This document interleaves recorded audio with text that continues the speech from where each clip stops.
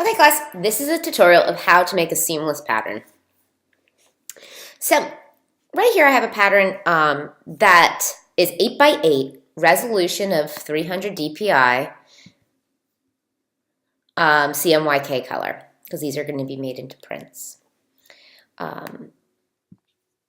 If you notice, the pattern that I created does not touch the edges at all. So if I come all the way around the parameter, there is nothing touching or overlapping, right? Everything is contained in, which is perfect. That's how you want it to be at this point. What I'm going to start off by doing is I'm going to name this pattern original pattern. I don't want to resave over this because we're about to flatten this image, and I want to keep my layers because we have to come back to this original pattern. So you notice here I still have all my layers arranged in my layers palette. So I saved this as original pattern, Command S, and now what I'm going to do is I'm going to flatten this image. So I'm going to go to Layer, Flatten Image, and what that does is it deletes all those layers and everything's now flattened. So I cannot move an individual part. It's all one, which is called background.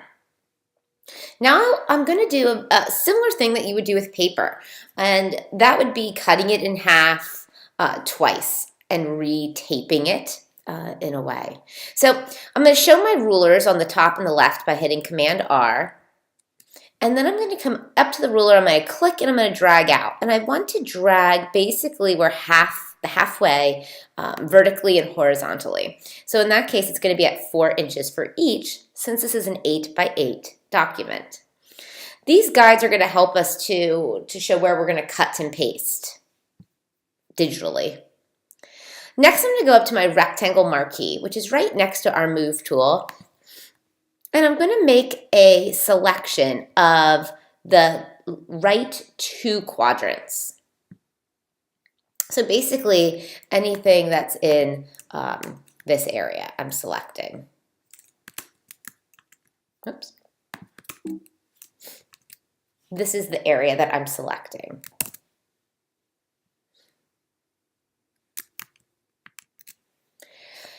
With that, what I'm going to do is I'm going to go up to Edit Copy, Edit Paste, or Command C, Command V. And now that puts automatically in my layers palette, if I look here, it took those 2 quadrants and put it on its own layer. And that's what we want. We still have the original underneath, but it's right on top. So you cannot visually see it on the main document, but you can see that in your layers. I'm going to unlock my background. And now this is where you have to kind of flip these 2 sides. So basically what I want to do is I want to move this side over to this side, and I want to move this side over to this side. So we're kind of flipping these 2 in that way. So I'm going to take this, go to my move tool, and move that one over to the left. And I'm going to come over here and move this one over to the right. Now you can see that this leaf continues on this side, this pink flower continues on that side. So they're becoming seamless on the left and the right side.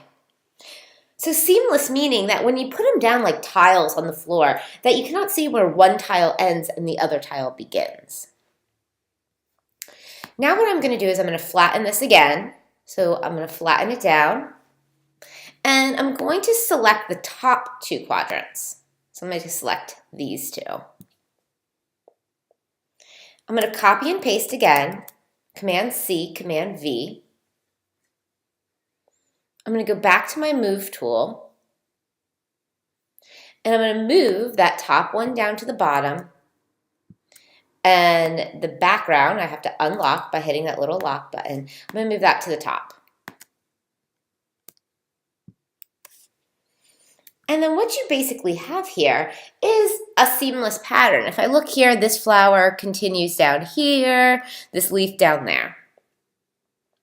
Now, if I tiled this, it would work, it would look seamless, but the one problem here is that we have a lot of empty space in this middle X, right? It's almost like a T that we need to fill back up. So if this was hand-drawn, you have to go back in and hand-draw some more and bring that in. If this was vector, I might have to make some more vectors in Illustrator. These are individual documents, so I'm going to at this point, File, Save As, and save this as Seamless.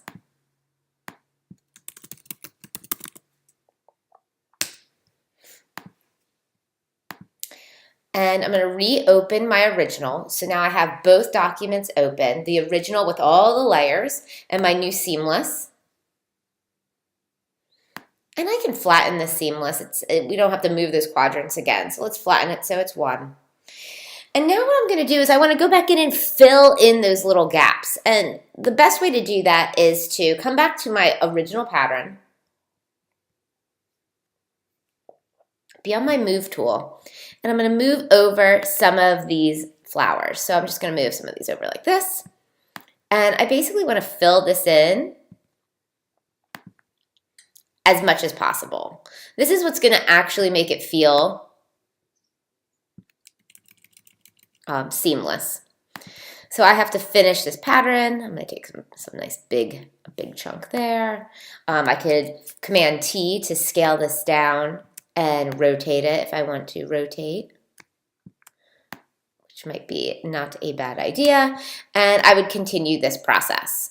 So I'm going to just do one or two more here because I don't want to take up all the time. But you can see here that I'm filling this pattern as much as possible. Okay, so after I'm done doing that, now I want to test it out and make sure that it is seamless and it looks okay. You did notice, and let me just rewind once, that on this new pattern when I was adding the extras to these tees, I don't have anything crossing over the ends, right? Because it wouldn't come out the other side. So you still, for when you're filling in that tee, you want to make sure to not go over your parameters again. Okay, so what I'm going to do here is I'm going to go up to Edit, Define Pattern. This is a way in Photoshop that you can define a pattern to then use in the effects. So if I go to Edit, Define Pattern, this is kind of to test this out. So I'm going to do my test pattern. I'm going to make a new document, and I want to make it pretty big so I can see this repeating. So I'm going to make it 11 by 17, 300 DPI. And I'm going to come over, I'm going to unlock that background. So I'm going to click that lock again.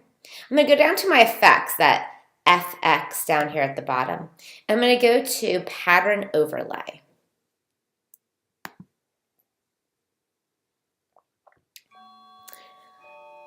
Now, it's in black and white because I did not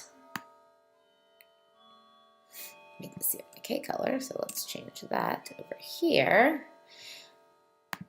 And this way I can do a pattern overlay, and you can see here it tests it out in this pattern overlay. You might have to choose your pattern here from your patterns. They have some default ones, and maybe over the years you created your own, like I have here. And now you can see that kind of pattern. Now, I think everything kind of looks good. It looks pretty nice and seamless. I mean, there's a little thing here that I would kind of put one more object in when I look at it, but we could always go back and then update and change. So if you see here, I can hit scale, which is going to scale my pattern to make it larger or smaller. So I can really test it out on a big, almost like a big wallpapered wall, or I can zoom in. And I'll press OK. This pattern works. So now I can take this pattern and put it on and create seamless items.